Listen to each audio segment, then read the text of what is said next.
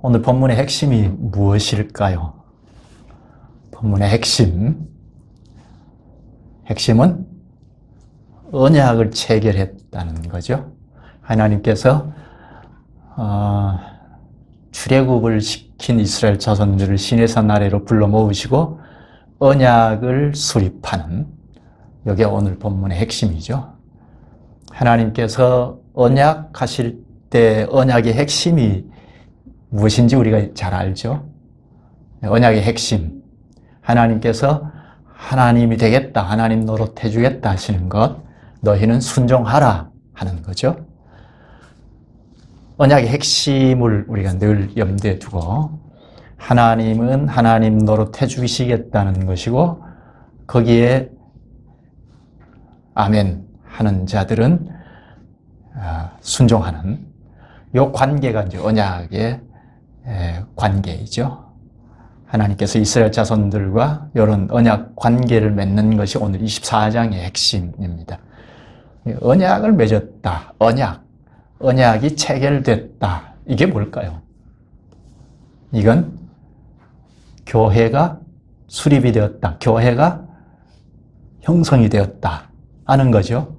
당시 이스라엘 자손들, 이스라엘의 교회이니까 요거는 국가교회이다 하는 것 우리가 잘 알고 있죠.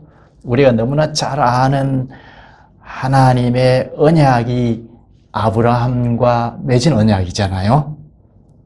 이 본문에서 이 출애굽기 19장부터 24장 이 본문을 볼 때는 그 바탕은 하나님께서 아브라함을 불러내실 때 언약하신 거잖아요. 내가 너로 큰 민족을 이루게 하리라 하신 언약. 이것을 하나님께서 이루시기 위하여 내가 너로 아브라함 자손들, 언약의 자손들이 번성해서 큰 민족, 국가 하나를 이루게 할 거라 하는 이 언약이죠. 이게 족장시대를 거쳐서 큰 나라를 이루게 될 만한 수가 언약의 자손들이 번성했는데 이 애굽살이를 통해서 지금 구출됐지 않습니까? 그래서 이스라엘 자손들을 시내산 아래로 불러 모으시고 언약을 체결하는, 이게 19장부터 24장까지 한 장면인데 우리가 지금 한 장씩 보고 있으니까 특히 24장을 우리가 잘 볼 필요가 있죠. 언약을 수립하는, 요거는 교회가 출범하는 거죠. 드디어 아브라함과 언약하신 바를 성취하시는 그 장면이 오늘 24장의 내용입니다. 국가교회라고 했는데요. 이 국가는 세상 국가가 아니죠. 당시에 세상 국가가 많이 있었지 않습니까? 세상 나라가. 그런데 그 세상 나라와는 전혀 다른, 차원이 다른 나라. 하나님이 다스리시는 나라. 하나님의 정부를 출범시킨 거죠. 그걸 얼른 알 수 있는 것은 하나님께서 20장부터 23장 마지막까지 내용이 하나님의 법이잖아요. 하나님께서 수립하는 나라에 법을 주셨고 그게 율법이죠. 당시에 하나님의 말씀인 성경이죠. 그 법을 주셨고 그 법을 오늘 본문에서 다 준행하겠습니다 하자, 그러니까 그 준행하겠습니다 하는 백성들이 있으니까 하나님의 정부이죠. 하나님 나라가 출범하게 되는 겁니다. 근데 요 하나님 나라가 제사장 나라가 될 것이다. 19장에서 불러 모으셔서 말씀하시지 않았습니까? 제사장 나라. 요거는 하나님께서 제사장으로 쓰셔서 당시의 택자들을 불러 모을 거라는 건데요. 그러니까 이스라엘 국가는 단순한 국가가 아니고 하나님 나라 국가이고 하나님 정부이고, 그런데 이것은 하나님 백성들을 불러 모으시고 또 하나님 나라를 선전하는 기구체이니까 교회이죠. 하나님 나라를 나타내고 확산시키고 또 당시 택자들을 불러 모으고 하는 심부름꾼이 바로 교회이잖아요. 교회가 하나님 나라의 기관인데, 그러니까 이스라엘 국가는 신의 정부인데 교회이다. 그러니까 어디까지 교회이고 어디까지 국가인지 구분하기 어려운 이런 국가 교회가 출범하게 된 겁니다. 이제 이스라엘 자손들은 하나님께서 가르쳐 주신 말씀, 율법, 지금까지 가르쳐 주신 율법을 토대로 해서 생각하고 말하고 행동할 수 있어야 하죠. 또 잊어버리거나 잘못했을 때는 다시 죄사함을 받고 말씀으로 돌아와서 더 배워야 하고, 앞으로 계속 주실 텐데요. 거기에 지금까지 주신 율법을 토대로 해서 덧붙여 주시는데요. 선지자들도 항상 하나님의 말을 대언할 때 이 율법을 토대로 해서 덧붙여서 말하기도 하고, 이 율법을 잘 지키고 나가는 이스라엘 자손들이면 지지하는 말씀을 선포하시고, 이 율법을 어그러뜨리고 깨뜨리고 나가는 자손이면 책망하시고, 돌이켜라 돌이켜라 하시고, 끝까지 안 돌이키면 멸망시켜버리는, 징계해버리는 그런 일을 우리가 교회 역사에서 잘 볼 수가 있죠. 구약 이스라엘 역사에서 잘 볼 수가 있습니다. 그러니까 이스라엘은 이제 국가교회로 출범했는데, 국가교회로, 그러니까 하나님 나라 교회로 견고하게 잘 서가느냐 못하느냐 하는 것은 하나님께서 지금까지 가르쳐 주신 율법의 말씀을 지키느냐 못 지키느냐에 달려있죠. 여기 언약을 하시면서 언약의 내용으로 주신 거니까 그 말씀에 창념하느냐 아니냐, 말씀을 멀리 해버리느냐에 따라서 국가교회로 잘 서나갈 수 있느냐 못하느냐에 달린 거죠. 오늘 본문이 매우 중요하죠. 국가교회로 출범한다, 출범했다 하는 것, 이게 매우 중요하죠. 여기서 우리가 하나 그릴 수가 있을 텐데요. 이제는 역사를 그릴 수 있을 텐데, 여기 국가교회 출범 이전까지를 보면 애굽사리를 거슬러 올라가면 족장교회 시대를 그릴 수가 있죠. 네, 아브라함, 이삭, 야곱, 요셉을 대표로 한 공동체 교회의 역사를 볼 수가 있죠. 그 공동체 역사는 하나님께서 국가교회를 이루게 하리라는 약속을 성취시키시기 위하여 계속 말씀하시는, 그와 관련해서 언약의 자손을 얘기하기도 하고 땅을 다시 얘기하기도 하고 관련해서 계속 말씀하시죠. 그리고 이 사건, 국가교회가 출범한 이후에 이 역사는 국가교회의 역사가 계속 이어지죠.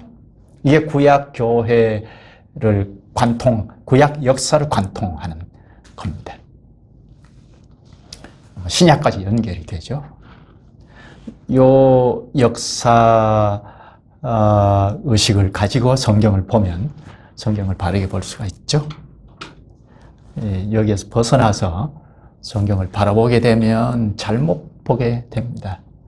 아브라함, 이삭, 야곱, 요셉부터 잘못 보게 되고, 그리고 앞으로도 이 국가교회가 출범했다는 것, 언약을 체결하고 언약의 내용은 율법이라는 것, 이것을 밑바탕에 깔고 있지 아니하면 앞으로 진행되는 성경의 역사를 잘못 해석하게 되어버립니다. 그러니까 매우 중요한 거죠. 오늘 본문에서는 뭘 볼 수 있죠? 오늘 본문에서는 교회가 성립되는 것, 교회가 어떻게 성립되는지를 잘 볼 수가 있습니다. 교회가 설립하고 출범하고 성립이 되는 것, 이것을 잘 배울 수가 있습니다. 개인으로 보면 어떻게 우리가 그리스도를 믿고 그리스도와 연합한 교회에 참여하느냐 하는 것도 오늘 본문에서 잘 배울 수가 있습니다. 그러니까 본문을 잘 볼 필요가 있죠. 설교를 다 듣고 마지막에도 잠깐 짚을 텐데 집에 돌아가셔서도 이 점을 염두하고 다시 한번 24장을 읽으면서 복습하는 것이 필요하겠습니다. 지난 23장과 붙어 있는데요. 우리가 읽기 좋도록 장을 나누어 놨지 23장, 24장 별개의 것이 아니고 붙어 있는데요. 23장 말미에 지난 시간까지 본 것이 율법이죠. 십계명을 구체적인 현실에서 이렇게 지키고 가라 하고 해석해 준 율법을 보았는데요. 요거는 하나님께서 모세를 산으로 불러 올리셔서 말씀하신 거죠. 모세에게 말씀하신 거죠. 오늘 24장 1절에도 모세에게 이어서 계속 말씀하시는데 모세 너가 아론과 나답과 아비후, 아론의 아들이죠. 나답과 아비후 그리고 이스라엘 장로 70인과 함께 올라와서 멀리서 나를 경배하라. 여호와를 경배하라 하십니다. 이건 뭐죠? 이게 언약을 공적으로 확립하시기 위함이죠. 70인 장로들과 함께 올라와서 멀리서 여호와를 경배하라. 이거는 언약을 확립하시기 위함이죠. 마치 우리가 공식적으로 성령과 말씀으로 불러 모음당해서 교회가 형성이 될 때 첫째 하나님 앞에 부복하는 예배, 이 예배에서 언약이 수립이 되잖아요. 아니면 갱신이 되거나 하죠. 이와 같은 겁니다. 그 그림이 오늘 본문의 내용입니다. 하나님께서 이제 모세에게 율법을 말씀하시고 그리고 끝으로 장로들 70인 장로들을 데리고 오라. 여호와를 멀리서 여호와를 경배하라 하시고 2절에 가면 거기까지고 모세 너는 더 가까이 올라오라 하십니다. 이스라엘 자손들은 올라오면 안 되고 70인 장로들과 함께 올라오되 모세 너는 더 가까이로 올라오라 하십니다. 요거는 모세를 중보자 역할로 쓰시기 위함입니다. 대표자, 이스라엘 대표자 혹은 중재 역할을 하도록 불러 올리시는 겁니다. 이제 이 말씀을 들은 모세는 산에서 내려옵니다. 이스라엘 자손들에게 내려옵니다. 왜죠? 하나님께서 지금까지 하신 말씀을 전하기 위함이죠. 하나님께서 하신 모든 말씀을 이스라엘 자손들 앞에서 선언하자 이스라엘 자손들이 뭐라고 합니까? 여호와의 모든 말씀을 우리가 준행하리이다 하죠. 이건 이스라엘 자손들이 한 목소리로 여호와의 모든 말씀을 우리가 준행하리이다 합니다. 이제 언약이 체결이 되는 거죠. 그러니까 순종하겠다 하니까 여호와의 모든 말씀을 우리가 준행하리이다 하자 모세가 이 말씀을 기록을 합니다.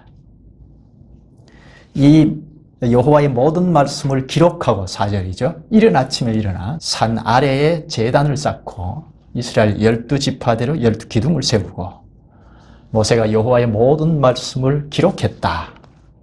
이게 당시 언약책입니다. 당시 성경이죠. 기록한 걸 알 수 있죠.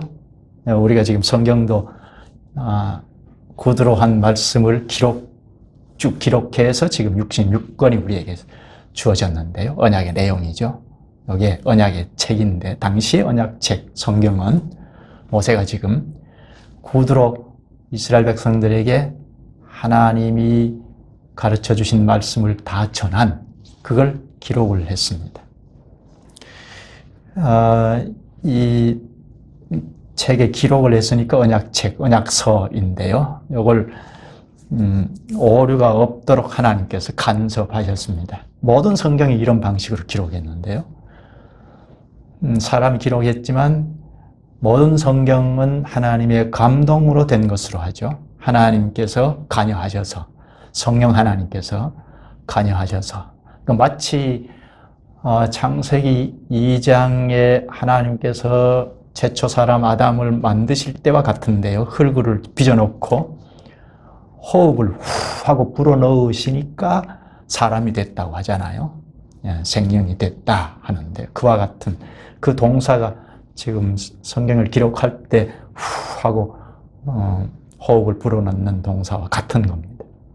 이렇게 해서 성경이 기록이 됐다는 겁니다. 그러니까 모든 성경은 오류가 없다는 겁니다. 사람이 기록했지만 성령 하나님께서 흙을 빚어놓고 후 하고 불어넣으니까 사람이 된 것처럼, 그런 능력을 일으키신 것처럼 호흡을 불어넣으셔서 사람 저자를 쓰셨다는 겁니다.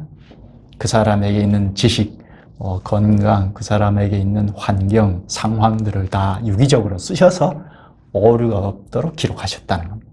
성경은 그렇게 해서 나왔어요. 그래서 오류가 없다, 하나님의 말씀이다 하는 겁니다.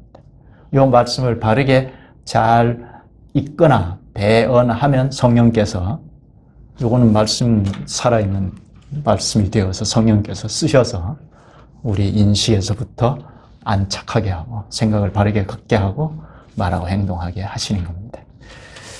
모세는 밤사이에 모든 말씀을 기록을 했습니다. 그리고 이른 아침에 제단을 쌓고 12기둥을 세웠다고 하죠. 4절에 그러죠.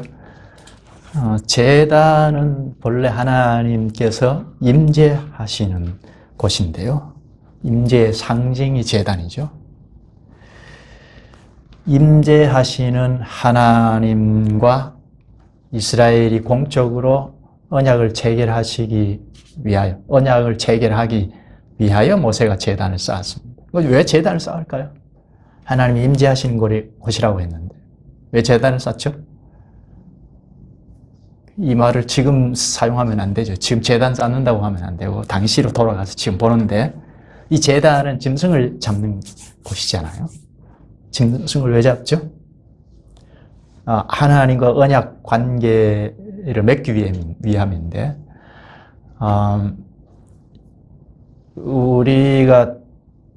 우리를 대신해서 피 흘리는, 그러니까 대신 죽는, 심판받는 무엇이 없으면 우리는 바로 하나님 앞에 갈 수가 없는 겁니다.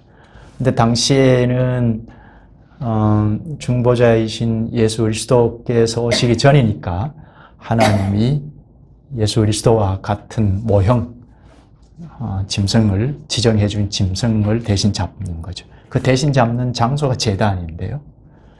대신 피 흘리는, 그러니까 대신 죽는 제물 때문에 하나님 앞에 갈 수 있고 하나님과 언약 관계를 맺을 수가 있는 거죠.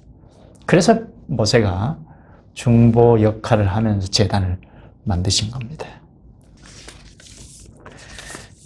짐승을 잡아서 희생 제사를 위하여 제단을 쌓고 12기둥을 세웠다고 합니다. 이 12기둥은 이스라엘 자손들 12지파로 나누어지죠. 12지파를 상징하는 기둥을 세운 겁니다. 그러니까 이스라엘 자손 전부와 언약 관계가 되는 거죠.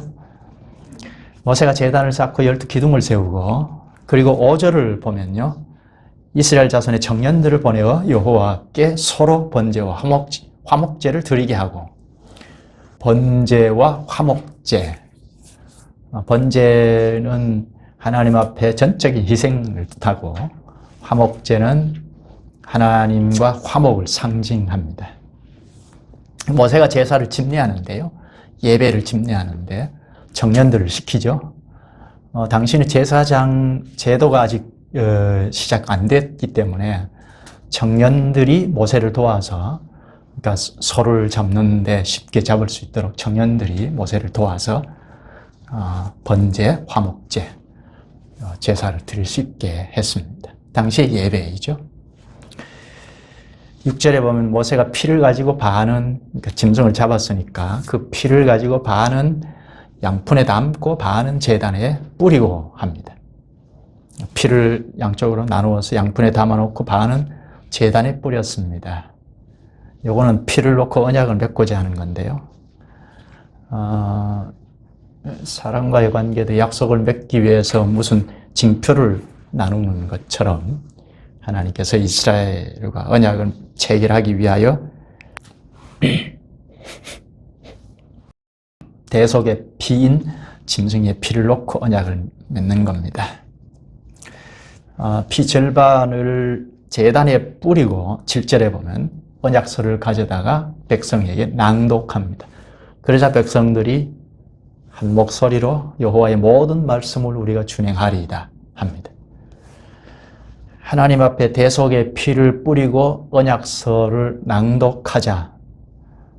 언약서가 뭐죠? 율법이죠. 기록한, 모세가 밤새 기록한 내용이죠. 당시의 성경이죠. 성경을 낭독하는 것, 오늘 예배 안에도 성경 낭독이 그런 의미가 있죠. 또 이 성경을 낭독하고 해석한 설교도 그런 의미가 있고, 낭독하자 회중들이 다 여호와의 모든 말씀을 우리가 준행하리이다 하죠. 이게 공적인 서약이죠. 마치 우리가 공예배 때 성경을 낭독하거나 또 설교를 하거나 할 때 우리가 그 말씀을 다 준행하겠습니다. 아멘 하는 것과 같습니다. 세례를 받을 때도 그렇게 하죠. 그리스도의 말씀을 다 순종하고 따르겠습니다 할 때 세례를 공적으로 주죠. 이렇게 서약하자 모세는 그 절반의 피, 양푼에 담은 절반의 피를 백성들에게 뿌립니다. 대속의 피라고 했죠. 나의 죄를 대신해서 죽음에 처한 하나님의 심판을 받은, 피 흘리면서 받은 그 피를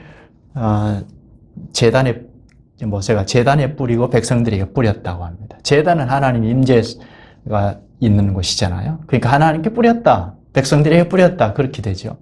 그러니까 대속의 피로 말미암아 하나님에게, 백성들에게 피를 뿌렸다는 건 하나님과 백성과 가까워졌다는 거죠. 대속의 피 때문에 양쪽이 가까워졌다는 건데, 이것은 하나님과 백성과 연합을 말하죠. 하나님과 백성들과 연합이 되었다는 겁니다. 대속의 피 흘림 때문에 죄 사함을 받고 죄가 이제 덮어지고 제거가 되고 하나님과 이제 연합 관계가 되는 겁니다. 8절에 보면 모세가 그 피를 가지고 백성에게 뿌리며 이르되 이는 여호와께서 이 모든 말씀에 대하여 너희와 세우신 언약의 피니라 합니다. 언약의 피. 요거는 하나님이 피로 언약을 세우셨다는 뜻이죠. 피는 언약의 표입니다. 피로 언약을 맺었다. 언약의 피. 요 언약의 피는 나중에 그리스도께서 오시면 십자가에서 흘리신 피를 뜻하죠. 그리스도의 죽음을 말합니다. 하나님과 연합되는 걸 지금 당시로 돌아가서 구체적으로 보았는데요. 어떻게 하면 연합이 되죠? 대속의 죽음, 그러니까 나를 대신해서 하나님의 심판을 받으면서 피 흘린 그 사실을 믿고 나오면, 요즘으로 말하면 예수 그리스도를 굳게 믿고 나오면, 즉 예수 그리스도께서 나의 죄를 대신해서 십자가에 죽으셨다, 피 흘리고 죽으셨다는 것을 굳게 믿고 나오면 하나님과 연합이 되죠. 교회원이 되고 교회가 하나님과 연합이 되죠. 그처럼 당시 이스라엘은 그리스도가 오시기 전이니까 그리스도의 그림자라 할 수 있는 짐승, 이건 아무 짐승이 아니고 하나님께서 지목해 주신 짐승, 그 짐승을 희생시키면, 제단에서 피 흘려 희생시키면, 그러면 이제 하나님과 연합이 됩니다. 그러니까 짐승에게 이제 기대면서 안수를 하고, 지그시 누르면서 안수를 하고, 그러면 요거 이제 그림인데, 죄가 짐승에게 넘어갔다. 그 짐승이 이제 희생되는데요. 그럼 내 죄가 심판을 받았다. 내가 심판받았다는 그림이죠. 그러면 하나님과 연합이 됩니다. 이렇게 이 언약 관계가 이제 체결이 되는데요. 그러면 이제 이 언약 관계가 계속 유지가 되고 가려면 언약을 깨뜨리지 말아야죠. 언약을 할 때 언약의 내용은 율법이었지 않았습니까? 당시 하나님의 말씀인데 언약을 깨뜨리지 말아야죠. 깨뜨리지 않으려면 율법의 말씀, 모든 말씀 우리가 준행하리라 고백한 대로 당시의 말씀을 따라야죠. 나 그렇게 살기 싫어.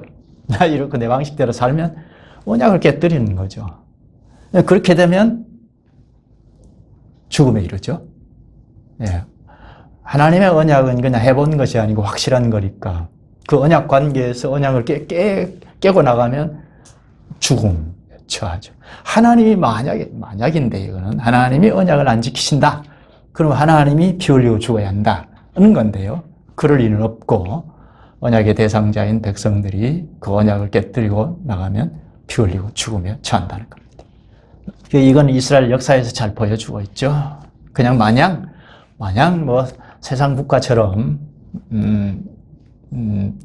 언약의 내용인 율법을 그냥 멀리하고 느슨해서 멀리하고 뭐 나중에는 그냥 율법이 있는가 할 정도로 세상 나라 하나일 정도로 지금 이스라엘 국가처럼 그렇게 돼버렸을 때는 책망을 하고 끝까지 안 돌아오니까 그냥 포로로 끌려가 버리게 하고 하셨지 않습니까? 그리고 예수 그리스도께서 오셔서 질책하실 때 돌이키지 않으니까 결국 세상 국가 하나로 전락해버렸지 않습니까? 그건 우리 교회, 구약 교회 역사에서 잘 가르쳐주고 있습니다. 신약 교회도 마찬가지죠. 우리에게 극명하게 가르쳐주는 것이 500년부터 1500년까지 당시에 뭐 전세의 교회라고 할 수 있는 로마 가톨릭 교회이죠. 언약의 내용인 성경 말씀을 느슨하게 하고 이리저리 더하고 빼고 하니까 점점 내리막길로 걸어가서 로마 가톨릭이 하나님 나라일까 할 정도로 그렇게 됐죠. 그러면 개신교회는 마찬가지죠. 언약의 말씀인 성경에 창념하지 아니하면 안 된다. 세상 나라로 전락해버린다는 겁니다. 이렇게 언약이 체결되자 모세 일행들이 하나님을 봤습니다. 그게 9절에서 11절인데요. 9절에 보면 모세와 아론과 나답과 아비후가 여기 나답과 아비후는 아론의 아들들이죠. 제사장이 되어서 첫 제사를 드리다 레위기에 가면 첫 제사를 드리다가 다른 부를 드리다가 죽음에 이르렀죠. 그 아론 아들 나답과 아비후와 이스라엘 장로 70인이 올라갑니다. 1절에 본문 1절에 모세에게 올라오라 하신 말씀을 순종해서 이제 장로 70인과 함께 올라가는데요. 10절에 이스라엘의 하나님을 보니 언약이 체결이 되고 산 위로 올라가니까 하나님을 보았다 하죠. 이스라엘의 하나님을 보니 그의 발 아래에는 청옥을 편듯하고 하늘같이 청명하더라. 산으로 올라가서 이스라엘의 하나님을 보았습니다. 이스라엘의 하나님.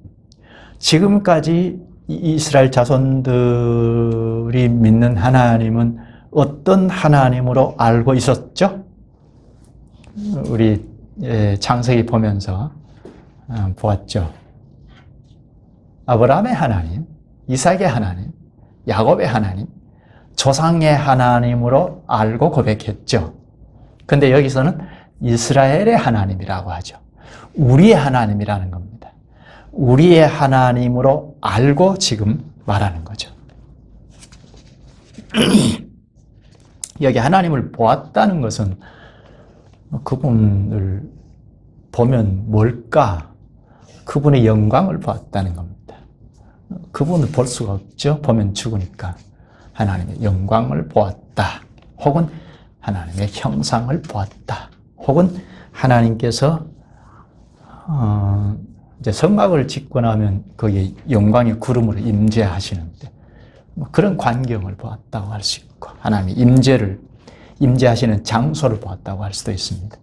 이렇게 하나님의 영광 혹은 임재하는 그 장소 또 형상 이런 것을 보니 그의 발 아래는 청옥을 편듯하고 하늘같이 청명하더라.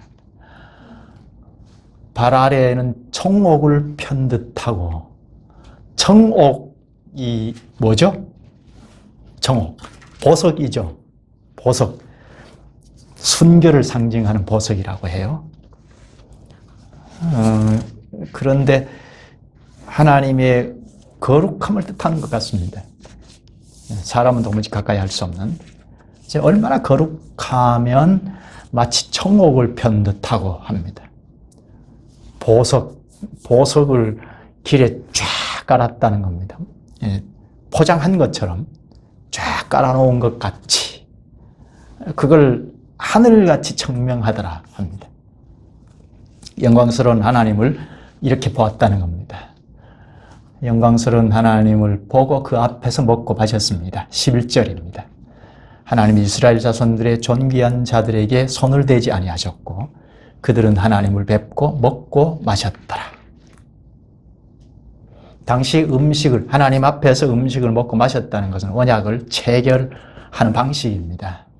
백성의 대표인 이스라엘 백성의 대표인 70인 장로가 하나님 앞에서 음식을 먹는 것, 이것으로 언약이 체결된 겁니다. 백성과 하나님이 언약을 맺고 그 하나님 앞에서 식사하도록 초청하신 하나님이죠. 그런데 모세를 좀 더 가까이에 불렀습니다. 그래서 모세가 15절에 산의 얼음에 구름이 산을 가리며 합니다. 구름이 산을 다 가렸습니다. 백성들은 아래에서, 산 아래에서 불꽃같이 강림하신 그 영상을 보고 있었고, 모세는 하나님, 그 구름이 가려진 하나님 앞으로 가서 영광 앞에 이르렀는데 40일 동안 있죠. 거기서 성막의 설계도를 받습니다. 성막을 이렇게 지어라 하고 구체적으로 말씀을 하시는데요. 다음에 25장, 26장으로 가면 성막을 어떻게 지어야 하는지 구체적으로 말씀하신 내용이 나옵니다. 이렇게 구약 교회가 공적으로 출범했습니다. 교회가 성립이 되려면 하나님과 언약 관계가 체결이 되어야 한다는 것, 잘 알 수가 있죠. 언약을 체결함으로 국가 교회가 성립이 되었습니다. 이 점을 우리가 잘 좀 새겨야 할 필요가 있습니다. 오늘날에도 교회가 어떻게 성립이 되는지, 이 점을 오늘 근원지가 24장인데 이걸 잘 새길 필요가 있습니다. 7절에 보면 모세가 피를 제단에 뿌리면서 언약서를 낭독하자 모든 백성들이 여호와의 모든 말씀을 우리가 준행하리이다 하고 소리를 높여서 고백합니다. 여호와의 모든 말씀을 우리가 준행하리이다 하자 8절에 모세가 피를 가지고 백성에게 뿌리고, 그리고 이게 하나님께서 이 모든 말씀에 대하여 너희와 세우신 언약의 피니라 합니다.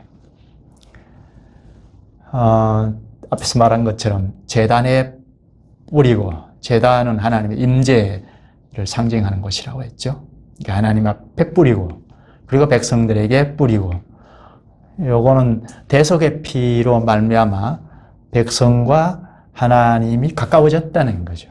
이게 하나님과 백성과 연합이죠.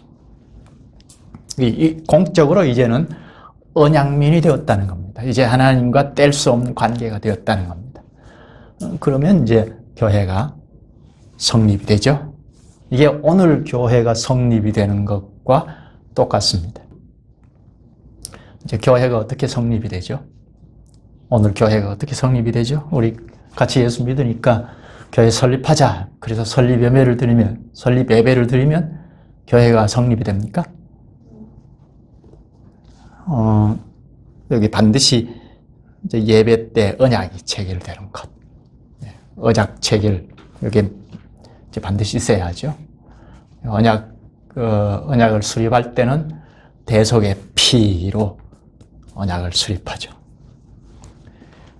그러니까 언약을 맺을 때 하나님 앞에서 대속의 피를, 첫째, 대속의 피를 확실히 믿고 나오는, 오늘 그리스도를 믿는다는 거죠.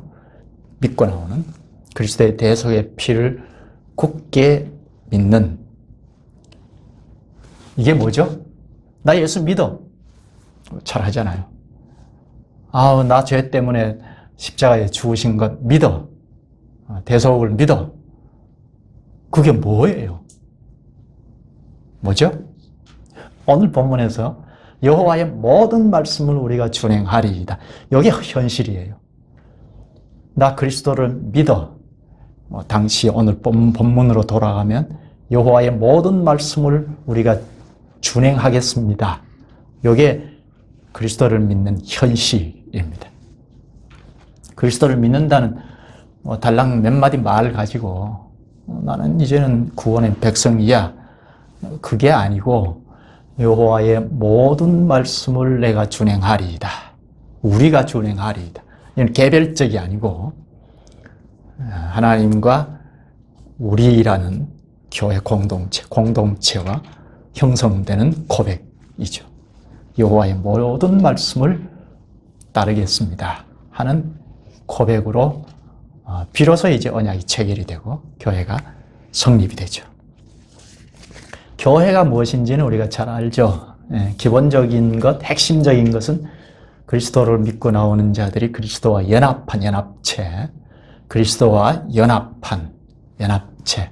그 현실은 그리스도의 모든 말씀을 믿고 따르겠습니다 하는 거죠. 오늘 본문에 구약 이스라엘 회중들이 고백한 것처럼 공적으로 하나님 앞에서 그리스도의 모든 말씀을 지키고 따르겠습니다 하는, 이게 이제 현실로 고백하는 거죠. 이게 교회의 성립입니다. 이게 핵심이죠, 이게. 그런데 문제는 이 핵심 역할을 하는 그리스도의 말씀이 문제예요.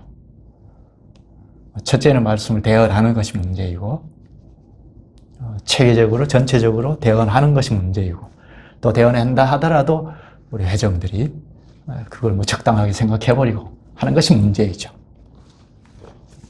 오늘 본문의 언약 체결은 옛 언약입니다. 신해산 언약은 옛 언약이죠. 그리스도께서 역사 위에 오시기 이전이기 때문인데요. 그리스도, 그러니까 유일한 중보자, 대속자인 그리스도가 오시기 전이기 때문에 하나님께서 특별한 조치를 취하신 것이 요게 그리스도다 하고 취하신 짐승을 제시해 주신 거죠. 그래서 그 짐승을 안수하고 힘을 의지해서 안수하고 내 죄가 이쪽으로 갔다는 건데요. 그 짐승을 잡아서 피 흘릴 사실을 보고 굳게 믿고 내 죄가 짐승에게 갔다 하는 걸 굳게 믿고 하나님과 언약 관계가 되는 겁니다. 옛 언약은 그렇게 해서 형성이 된 겁니다. 오늘 그리스도를 굳게 의지하는 것과 같죠. 십자가에 예수님께서 죽으실 때 내 죄가 그리스도에게 갔다 하는 걸 굳게 믿고, 이게 이제 시작이죠. 출발, 시작. 내 죄가 그리스도에게 갔다. 로마서 6장에는 그리스도와 함께 죽고 장사지냈고 라고 하는데요.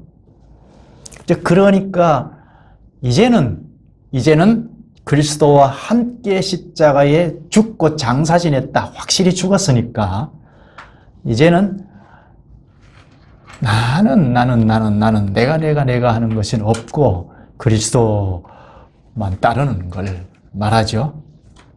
대속의 피가 죄를 씻고 하나님 앞에 나가게 했는데 이제는 하나님을 졸졸 따르는 거죠. 그 전면에 그리스도가 계시니까 그리스도께서 하신 말씀을 따르는 겁니다.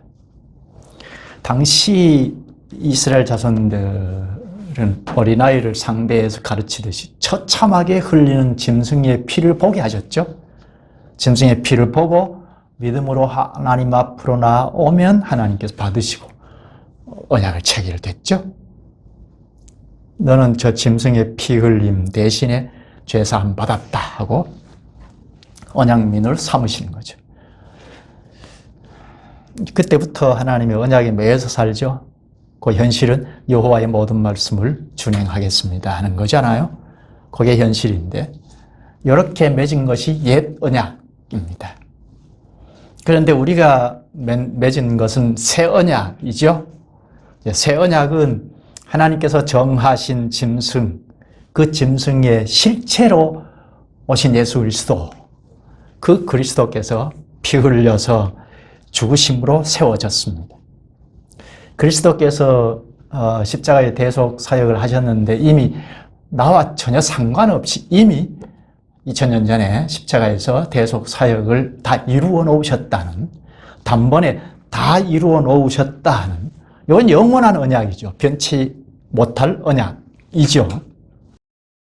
그런데 이 언약의, 그러니까 이 대속 사역을 말씀을 통해서 배우고 또 성령께서 깨닫게 하시고 해서, 나 죄를 짊어지고 십자가에 그리스도께서 죽으셨구나 하는 걸 믿는 것 시작으로 이제 언약민으로 한 발 내딜 수가 있게 되는 거죠. 이렇게 언약의 매인자들이 그리스도와 연합합니다. 그러면 그리스도를 쭉 따라가는 것이 언약민인데요. 언약의 내용은 그리스도의 말씀이니까 그렇죠. 이런 자들이 이제 영원한 영광의 나라에까지 가는데요. 이게 뭐죠? 이게 간단한 말 한두 마디만 하면 다 되는 것인가요? 나 예수 믿어. 길 가는 사람도 나 예수 믿어. 그러면 구원, 그런가요? 처참하게 죽고 피 흘리신 그리스도의 피를 보고 내가 저렇게, 그러니까 그리스도께서 피 흘리실 때는 오다 가다 이렇게 뭐 접촉이 된 자들의 그 자들의 심판까지 짊어지고 피 흘리신 거 아니잖아요. 그렇죠? 저 길 가는 사람 뭐 대신해서 십자가에 죽으신 거 아니잖아요. 내가 저렇게 십자가에 피 흘려 심판받았다 하는 걸 믿고, 로마서 6장 5절까지 보면 함께 부활에도 참여했다고 하잖아요. 죽고 장사 지냈고 부활에도 참여했다. 그러니까 부활에도 연합이 된 거죠. 한마디로 그리스도의 부활에 연합됐다면 그리스도에게 매여서 살아간다는 겁니다. 이런 자들이 지금 죽거나 예수 그리스도께 다시 오실 때 그리스도에게 매여서 살아가니까 그리스도에게 올라가는 것은 당연한 거죠. 현실은 그리스도에 매여서 수적으로 그리스도의 말씀을 졸졸졸졸 따라가는 겁니다. 오늘 본문에서 말하는 것처럼 여호와의 모든 말씀을 우리가 준행하리이다. 이게 현실이죠. 그리스도인이다 하는 현실이, 언약민이다 하는 현실이, 구원의 백성이다 하는 현실이 바로 그리스도의 모든 말씀을 우리가 쫓아가겠습니다 하는 거죠. 이런 사람들이 이제 영광의 나라에 들어갑니다. 그것 때문에 방대한 성경을 주신 거죠. 언약에 매여서 평생 살라고 방대한 언약의 내용인 성경을 주신 겁니다. 언약의 내용이 뭐죠? 하나님의 말씀인 성경이죠. 말 몇 마디가 아니죠. 당신은 율법인데요. 오늘은 66권 전체가 언약의 내용이죠. 이제 오고 오는 모든 택자들을 구원하시고 구원의 백성으로 이것저것 마땅히 행할 바를 행하도록 하는데 필요로 한 언약의 내용은 다 담아 놓으셨다는 겁니다. 그래서 이렇게 방대한 66권의 내용을 주신 겁니다.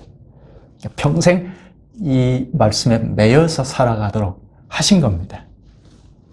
성경 말씀의 가르침을 받아서 순종하고 살아가는 자들이 언약민입니다. 그 현실이 예배에서 잘 드러나고, 첫째는 설교가 대언이 되어야 하고, 대언이 되면 그 말씀을 우리가 다 준행하겠습니다. 이게 예배에서 이제 늘 일어나는 일이죠. 그러면 언약민으로 쭉 살아갈 수가 있게 됩니다. 이 현실을 생각하지 아니하면 이제 뜬구름 잡는 것이 되는데요. 현실로는 우리가 공적인 예배, 적어도 오전에 모이는 공적인 예배에서 이 언약이 체결되거나 갱신이 되거나 하는 이 안에서 이루어지는 거죠. 그러니까 우리가 늘 교회에 매여서 살아간다. 그렇게도 말하죠. 그리스도에게 매여서 살아가는 현실은 그리스도의 말씀을 늘 따르겠습니다 하는 건데, 그 현실은 교회에 매여서 살아가는 거죠. 그러면 그리스도에게 순종하고 살아가는 자가 순종하고 살아가는 자다 하는 것이 증명이 되죠. 말씀을 따른 교회에 매이지도 않고 자기 마음대로 나는 그리스도를 믿어, 그리스도의 말씀대로 살아가 한다면 그건 자기 주관이죠. 객관적으로 증명이 안 되죠. 자기 마음이죠. 자기 마음에 뭐 순종도 하고 불순종도 하고 자기 마음 내키는 대로 하는 거죠. 그런 자는 그리스도인으로 성립될 수 없다. 그런 교회는 그리스도의 교회로 성립될 수 없다 하는 겁니다. 오늘까지 말씀을 보면서 창세기 12장부터 오늘까지 말씀을 보면서 아마 이제는 좀 잘 그려질 거죠? 예, 잘 그려지죠? 하나님께서 주도권을 가지고 하나님 나라를 회복해 나오시는 그 역사를 잘 그릴 수 있죠. 성경을 어떻게 봐야 하는지 성경의 역사를 그릴 수가 있죠. 오늘 24장을 중심으로 해서 그전에는 족장교회를 그릴 수가 있고 족장교회 시대, 그리고 오늘부터는 이스라엘 국가교회 시대가 시작이 되는데 이게 구약을 관통한다는 것. 족장교회 시대, 그리고 오늘부터 구약교회가 구약 전체 역사를 관통한다는 이것을 의식하고 성경을 바라보면 이건 신약까지도 이어지니까 성경을 무리 없이 볼 수가 있겠다 싶어요. 여기서 벗어나면 성경을 잘못 보게 됩니다. 족장시대의 어떤 본문을 보든지 지금부터 구약 성경 어떤 부분을 보든지 지금 우리가 그리고 있는 요 역사 의식에서 벗어나서 성경 구절을 이리저리 보는 것은 잘못 보기가 쉽습니다. 이 성경 말씀은 언약의 내용이라고 하지 않았습니까? 이 언약의 내용을 잘못 보면 언약을 깨뜨리죠. 그러면 신국을 나타내고 지어나갈 수가 없게 됩니다. 성경 말씀에 바로 들어가서 바로 봐야 하나님 나라를 구현하고 또 하나님 나라 역사에 발맞춰서 걸어갈 수가 있습니다. 오늘 여기까지 하죠? 기도하시죠. 자비하신 주님, 주님께서 참 오래전에 이스라엘과 언약하셔서 당시 택자를 다 불러 모으시려고 국가교회로 출범하게 하신 걸 저희에게도 가르쳐 주셨사옵니다. 오늘도 역시 하나님 나라에 참여하려면 언약의 책인 성경 말씀을 낭독하고 전할 때 여호와의 모든 말씀으로 우리가 준행하겠나이다 하는 이스라엘의 신앙 고백과 같은 고백을 통하여 교회가 성립됨을 가르쳐 주셔서 감사옵나이다. 교회가 성립된 데서 매여서 살아가는 자들이 늘 말씀의 공급을 받아서 그야말로 특수한 신의 정부로 이 세상에 존재하고 또 전진하게 하시고 저 영광의 나라에까지 주님이 이끌어 가심을 저희가 믿사옵나이다. 이런 신국 의식을 저희가 늘 새기며 신국을 내놓는 걸음을 걷게 하여 주시옵소서. 예수님의 이름으로 기도하옵나이다. 아멘.